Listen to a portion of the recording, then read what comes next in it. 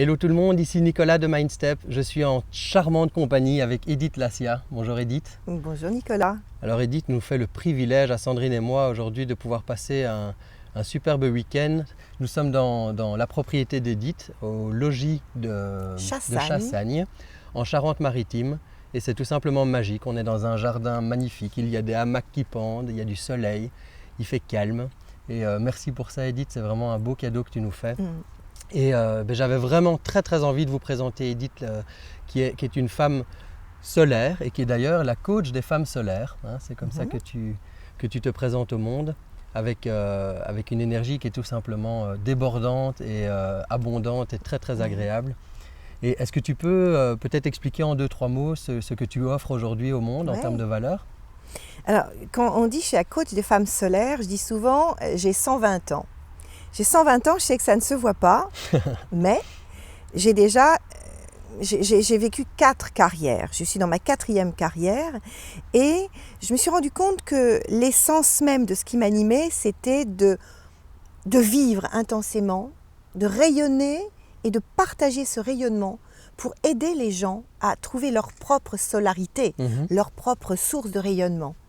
Donc quand je suis devenue coach des femmes solaires suite à 3 autres métiers qui m'ont beaucoup pris à des hauts niveaux, c'était me dire comment je peux transmettre ce goût de vivre, ce goût de rayonner, d'inspirer et d'aller au bout de soi pour que la vie qu'on vit, on en a une à la fois. Pour ceux qui croient qu'il y en a plusieurs, c'est encore mieux. Mais en tout cas, celle que l'on vit là, comment en faire le mieux avec tout ce qu'on a dans sa vie et en soi. Waouh, magnifique. Et Edith, parmi les gens qui nous regardent, tu sais, il y a peut-être des personnes qui sont dans une période de transition. Il y a à notre époque énormément de personnes qui sont appelées à offrir plus de valeur, à aller à la rencontre d'eux-mêmes. Et tu m'as expliqué lors du repas hier soir et ce matin, on a beaucoup échangé ici dans le jardin, le fait que tu avais eu plusieurs métiers, hein, tu viens de le préciser. Oui. Quel a été ce chemin et comment est-ce que ça t'a amené aujourd'hui à qui tu es au plus profond de toi-même? Alors, le chemin, il a été, si on le voit de façon, en vue d'avion, on peut dire c'est étonnant. J'ai fait 20 ans de marketing à haut niveau, puisque j'étais notamment longtemps dans le luxe chez Cartier, Saint-Laurent. Puis je travaillais à l'expansion avec Jean-Louis Servan-Schreiber. J'ai beaucoup travaillé partout dans le monde. J'ai vécu à New York, j'ai beaucoup travaillé au Japon, j'ai travaillé partout. Bon, j'ai énormément voyagé pendant 20 ans. Et ensuite, j'ai eu envie d'explorer quelque chose qui était très profondément enfoui en moi. J'avais 39 ans, j'avais déjà un parcours étonnant, on va dire. Et je me suis dit, mais il y a quelque chose d'autre à vivre. Je ne me vois pas prolonger cette trajectoire avec direction générale, etc. Il y a autre chose à vivre. Et j'ai été chercher au cœur de moi, et il y avait notamment l'artiste. Et l'artiste en moi, elle s'est réveillée.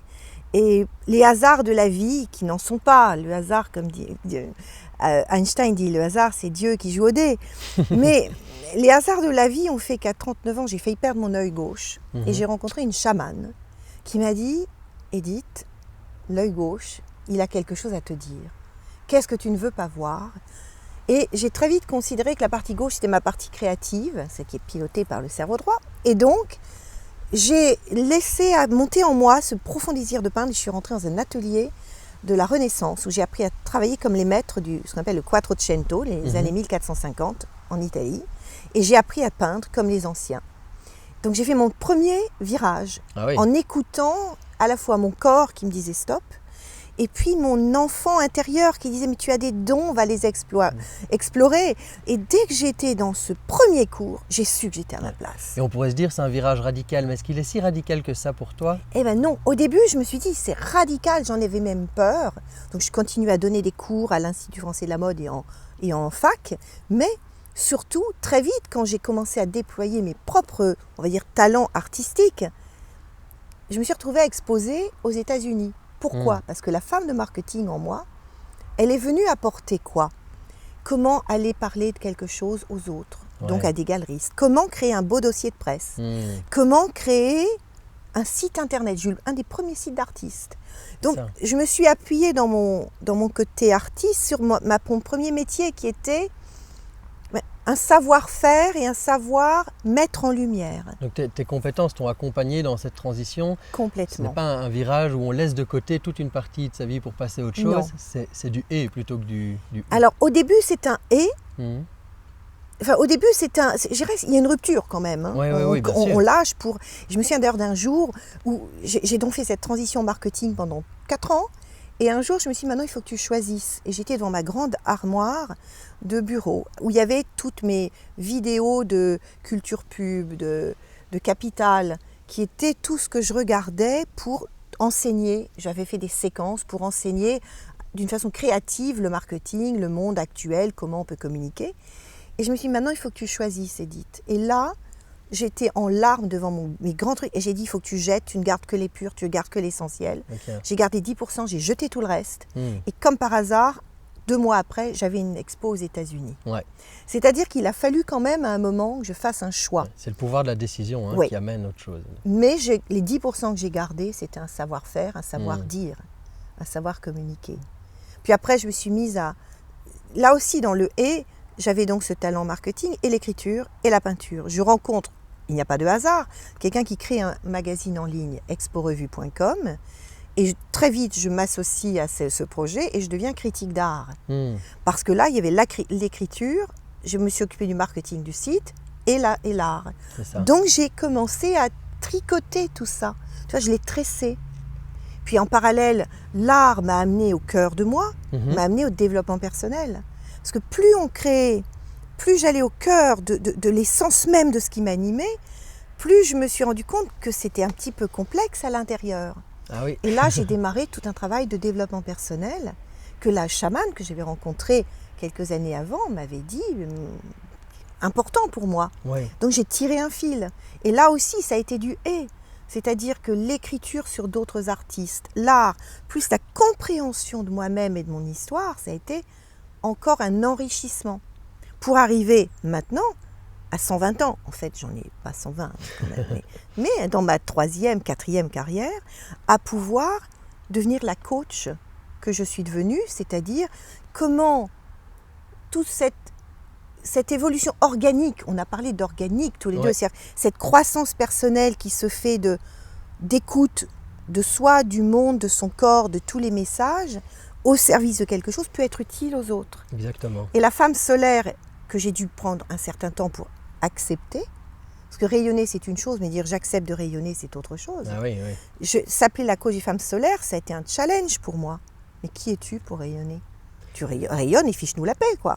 C'était un peu ça. Au début, j'ai mis du temps. Ouais. Et c'est les autres qui m'ont renvoyé ça. C'est ça, oui, il y a souvent un complexe qui s'installe au départ, qu'on appelle parfois le complexe de l'imposteur, où il y a d'autres noms.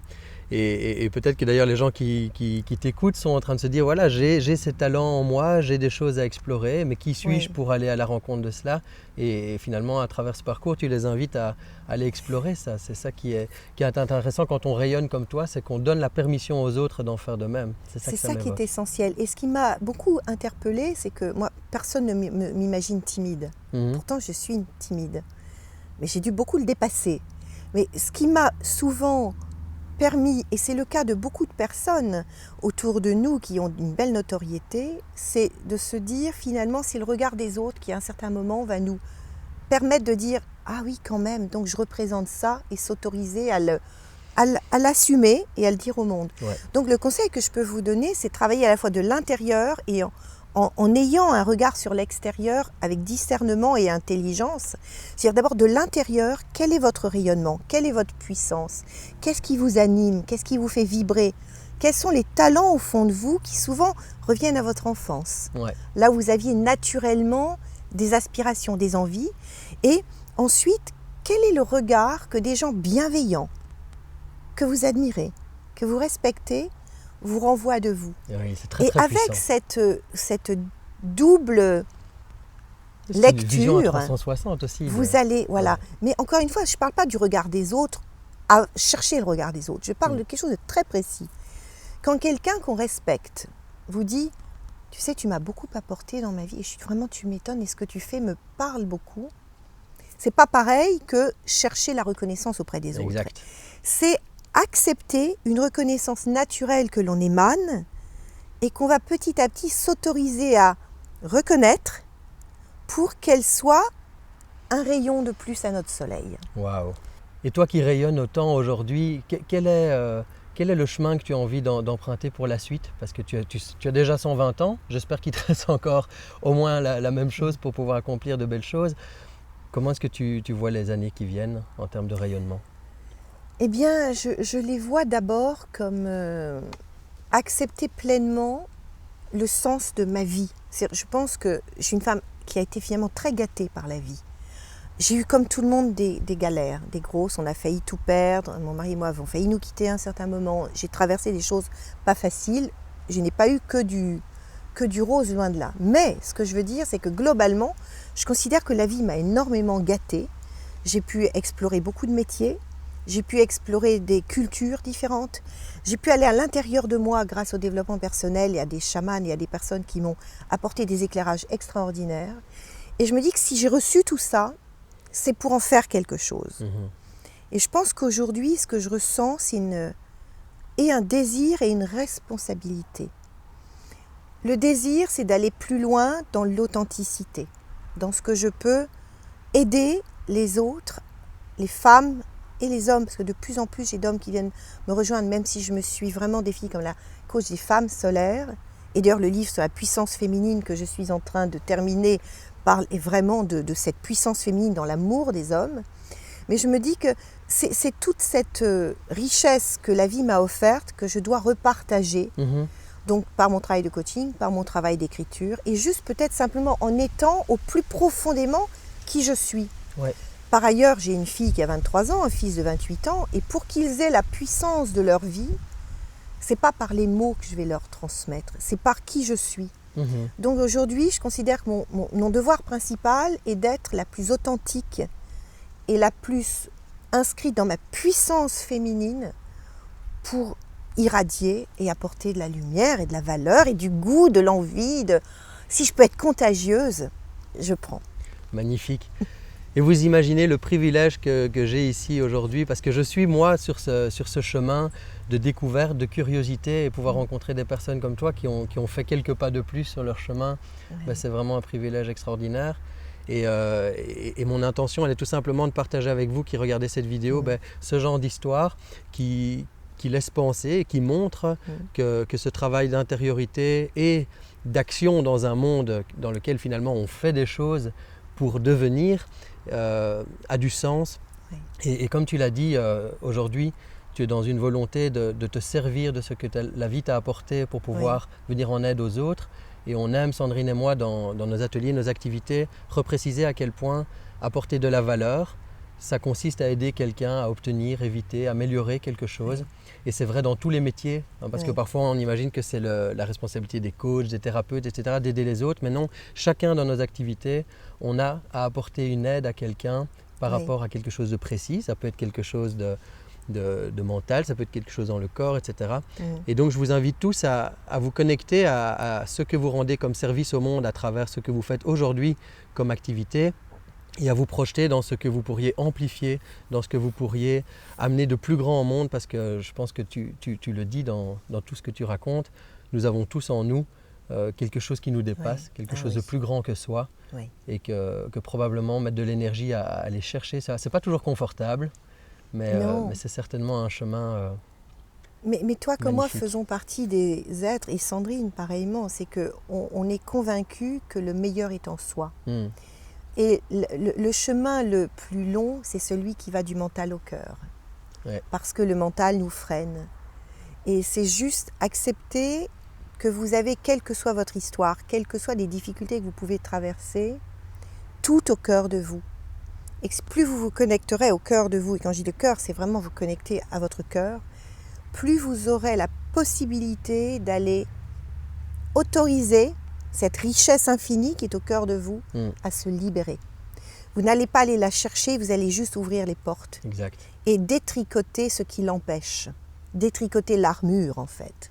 Et elle va se libérer. Parce que cette puissance-là, et moi je dis chaque femme et chaque homme porte le sacré en soi. Et le dernier conseil que j'ai envie de dire, qui correspond vraiment à la lignée de ce que tu fais avec Sandrine, c'est ouvrez-vous l'esprit et le cœur et apprenez en permanence. C'est-à-dire que on est dans une époque fabuleuse où la physique quantique, la neurophysique, tout est en train de, la génétique, tout est en train de consolider cette conscience que nous avons que tout est possible, une convergence, que tout est relié, et qu'il y a une unité extraordinaire et qu'il n'y a pas de limite. Mon père disait « Nul n'enferme l'esprit ». Nous n'avons pas de limite. Allez contacter ça, c'est au cœur de vous. Détricotez l'armure, ouvrez. Et là, vous allez trouver votre puissance qui est comme un flux, comme un torrent. Waouh. Que demander de plus, hein? Et dites, pour les gens qui ont envie d'en savoir plus sur toi, il y a probablement énormément de femmes solaires ou pré-solaires qui sont en train de regarder cette vidéo. Où est-ce que ces personnes peuvent te retrouver? Alors sur le happylifelab.com, happy-life-lab.com, et je pense que vous mets le lien l'adresse ici en dessous. Ouais. Sur ma page Facebook, la coach des femmes solaires. Et puis, j'ai fait beaucoup de programmes. En fait, j'ai construit des programmes avec des suppléments d'âme pour vous accompagner, et puis sur scène, et voilà. Waouh. Eh bien, on vous met toute cette information en dessous de la vidéo. Et puis, vous savez très bien que ce type d'information, ce type de connexion peut aider les gens que vous aimez autour de vous. Donc, avec le cœur, partagez-la, parce que vous savez, comme moi, qu'énormément de personnes sont en attente de remettre du sens, de la satisfaction dans leur vie, et que voilà, on est tous en chemin, et ce type d'histoire peut en inspirer plus d'un, croyez-moi. Alors je vous encourage à faire vivre cette vidéo sur la toile magnifique du web. Merci Nicolas. Merci à toi Edith. Moi je vais aller piquer une tête avec les enfants dans la superbe piscine qu'il y a ici derrière nous, un petit peu plus loin. Et je vous embrasse très très fort, et je vous dis à très bientôt pour de prochaines vidéos. Au revoir.